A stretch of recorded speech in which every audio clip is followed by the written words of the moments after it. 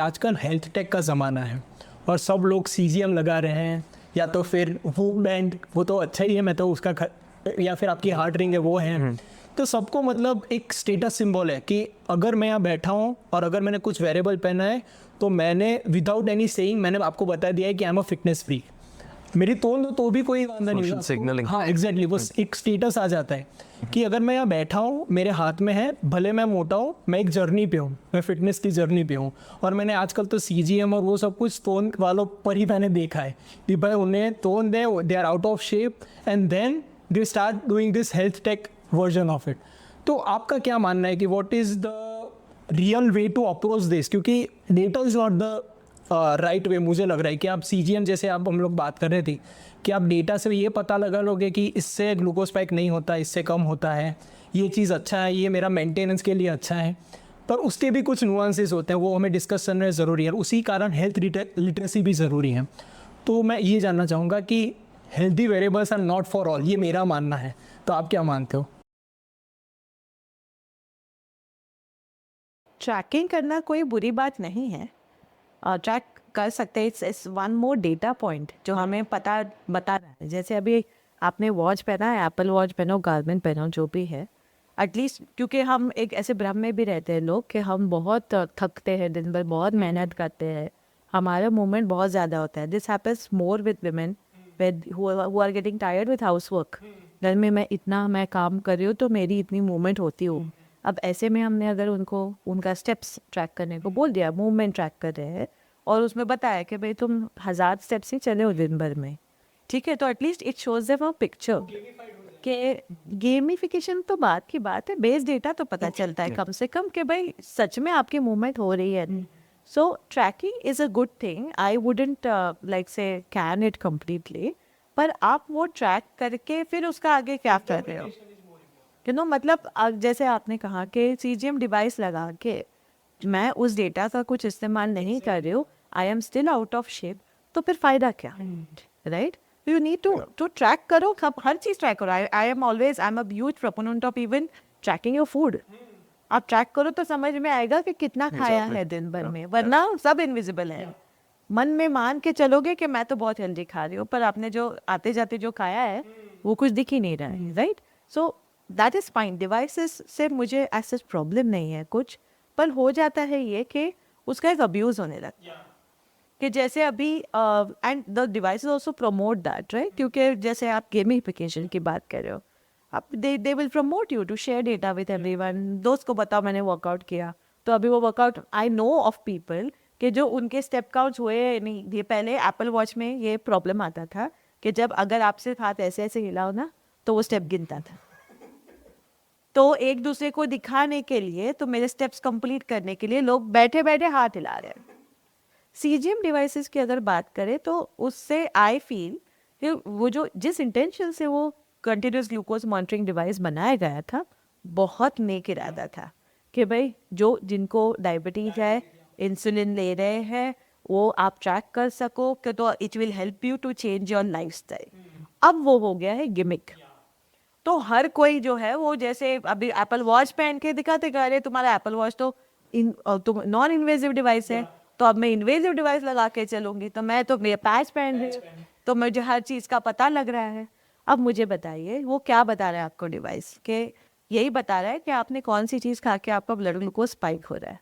आपको डायबिटीज़ भी नहीं है, you just need to be dropping some KGs weight, right? आपको फैट कम करना है, इतना ही करना है।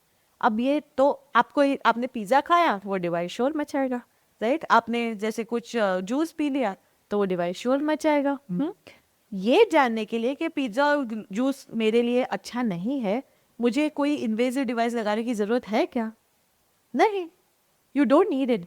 तो ऐसे में उसका अब्यूज़ है ना। इंस्टाग्राम पर तो आजकल जो हैंडल्स चल रहे हैं वेयर पीपल आर लाइक मैंने ये खाया तो मेरा ग्लूकोज कम हुआ, और मैंने ये खाया शेयर होते हैं अब तो पूरी, मतलब आप देखोगे आपके एल्गोरिदम में दिखेगा कि यही हो रहा है। तो there is a lot of abuse. तो दारू पीने से ग्लूकोज कम हाँ, ग्लूकोज कम होता है। अब अगर and glucose spikes by conceptually, उससे मुझे बहुत प्रॉब्लम है, क्योंकि अगर मैं ग्लूकोज स्पाइक्स के हिसाब से जाऊंगी तो मैं घी पीऊँ, मैं बेकन खाऊं, मैं हाँ, तो मेरा ग्लूकोज स्पाइक होने नहीं वाला है, it will still remain below the levels, क्योंकि बिलो द लेवल्स का चक्कर है, राइट? क्योंकि अल्कोहल पीऊँ तो और डिप होने वाला है, तो उसका मतलब ये क्या कि मैं शराबी बन जाऊँ? That is the health zone, of course it is in. So I think मेरे थॉट्स भी अमिता की तरह है. Look, tracking is important and especially आज के ज़माने में जब लोगों को लगता है कि they are doing everything right, sometimes tracking can be a big like a report card उनके सामने. क्योंकि कई लोग जो होते हैं उनको लगता है कि यार हम तो बहुत सोते हैं, हमारा हाइड्रेशन तो बहुत अच्छा है, हम खाना तो सब बढ़िया ही खाते हैं, और बढ़िया मतलब उनको लगता है कि वो सब सही खा रहे हैं. But when they track is when we realize कि कितना गड़बड़ कर रहे हैं. And trust me, as like coaches, like when we have coaches, when we have more data, we have much more variables to look at and understand कि इसका वजन कम हो रहा है नहीं हो रहा है, हेल्थ पैरामीटर्स खराब है नहीं खराब है तो क्यों है. पहले हमको इंसाइट्स मिलती नहीं थी कि भाई ये बंदा कितना सो रहा है, वो सिर्फ बोलता था हाँ अच्छे से सो लिया. अच्छा मतलब क्या, कितनी रेम स्लीप है, कितनी डीप स्लीप है, कितने घंटे सोए, कितने नैप्स ले रहे हो, राइट, कितने स्टेप्स चल रहे हो. तो ट्रैकिंग इज इम्पॉर्टेंट. अब ट्रैकिंग का बास्टर्डाइजेशन कहाँ हो जाता है, जैसे devices like CGM monitor, again like her I am not sold on the idea of measuring your glucose spikes. क्योंकि अगर आप सिर्फ ग्लूकोज स्पाइक्स के बेसिस पे अपनी हेल्थ मेजर करना चाहोगे तो आप प्रोटीन भी नहीं खाओगे, आप कार्बोहाइड्रेट्स भी नहीं खाओगे, क्योंकि प्रोटीन में ल्यूसिन होती है, leucine spikes your glucose. Carbohydrates आपके स्पाइक करते हैं ग्लूकोज. क्या स्पाइक नहीं करता है, आपका फैट्स जो होते हैं वो पूरे आपके स्पाइक नहीं करते हैं. एल्कोहल आपकी स्पाइक नहीं करती, नेगेटिव कर देती है. तो आप अगर उस बेसिस पे जाओगे कि यार CGM तो डायबिटिक्स को तो सिर्फ फैट खाना चाहिए और दारू पीना चाहिए. हाँ, और अभी हो सकता है कि इस डिस्कशन के बाद में अल्कोहल वाले भी अपनी नई ब्रांडिंग सोच लेंगे, लो GI अल्कोहल. मेरे पापा को है डायबिटीज, कौन सी सजेस्ट करेंगे आप? लो GI लोज पर एनी ब्रांड नहीं. right? So CGM tech is complete gimmick, and this whole insulin thing, I think this glucose goddess, right? Dude, Oh my God. so nonsense. And then simultaneously you launched the The anti-spike pill, yeah. which is complete, like this is where science can get like really really bad, and I hate this part of science. Insulin spikes are not bad for you. They're insulin normal. Spike मतलब क्या हो रहा है कि जब आपकी body में आपके बॉडी में एक्सेस ब्लड ग्लूकोज हो जाता है, आपकी एक नॉर्मल रेंज होती है भाई आपका 90 to 110 mg पर डील, जो आपकी रेंज है 4 से 5 ग्राम ग्लूकोज होता है. जब थोड़ा सा बढ़ जाता है तो उसको आपको ऑर्गन्स में आपको सेंड करना पड़ेगा, आपको मसल्स में सेंड करना पड़ेगा, या आप उसको ग्लाइकोजन में स्टोर करोगे, राइट. तो उसको पुश करने के लिए इंसुलिन रिलीज करता पैनक्रियास, और जब तक उसमें इंसुलिन नहीं होगा ब्लड में तो एक चीज़ होती है जिसको हम बोलते हैं ट्रांसडक्शन, जो ब्लड फ्लो ट्रांसपोर्टर्स होते हैं. क्योंकि क्या होता है कि सेल्स के अंदर ग्लूकोज डायरेक्टली एंटर नहीं कर सकता है. Glucose is a large molecule, और ग्लूकोज अगर डायरेक्ट अंदर जाएगा तो वो सेल्स के अंदर एंटर नहीं कर सकता है. एग्जैक्टली. तो उसके लिए आपके ट्रांसपोर्टर्स होते हैं जिनको हम ब्लड फ्लो ट्रांसपोर्टर्स बोलते हैं. वो यस, तो वो सरफेस पे आते हैं. यस, GLUT1 GLUT2 एंड जो यस GLUT4 एंड सो. सो हर एक ऑर्गन के लिए अलग एक ब्लड ट्रांसपोर्टर होता है. तो जब ये ट्रांसपोर्टर्स सेल के सरफेस पे आते हैं और इंसुलिन की प्रेजेंस में ही आते हैं, वो या तो इंसुलिन मीडिएटेड ट्रांसडक्शन होगा या फिर आपका एक्सरसाइज मीडिएटेड ट्रांसडक्शन होगा. तो ये ट्रांसपोर्टर सेल के सरफेस पे आते हैं, तब वो ग्लूकोज को ट्रैप करके अपने साथ में लेके जाते हैं. इंसुलिन नहीं होगा तो नहीं, फंक्शन नहीं पता लोगों को इंसुलिन का. लोगों ने डायरेक्ट उसे पॉइजन जैसा बना दिया. पॉइजन बना दिया है. और ग्लूकोज स्पाइक नहीं होगा तो इंसुलिन नहीं आएगा. Exactly. इंसुलिन And I और think spike से ज्यादा constant elevation, that's the main culprit मेरे हिसाब से. अगर कॉन्स्टेंट ये आपका इंसुलिन Exactly. एलिवेटेड है और वो होता नहीं है, आप खाना खाओगे इंसुलिन ड्राइव होगा और उसके बाद That में is आपको आ जाएगा. metabolic state. अगर constant hyperinsulinemia में होगा तो that is direct correlation to either diabetes or metabolic syndrome.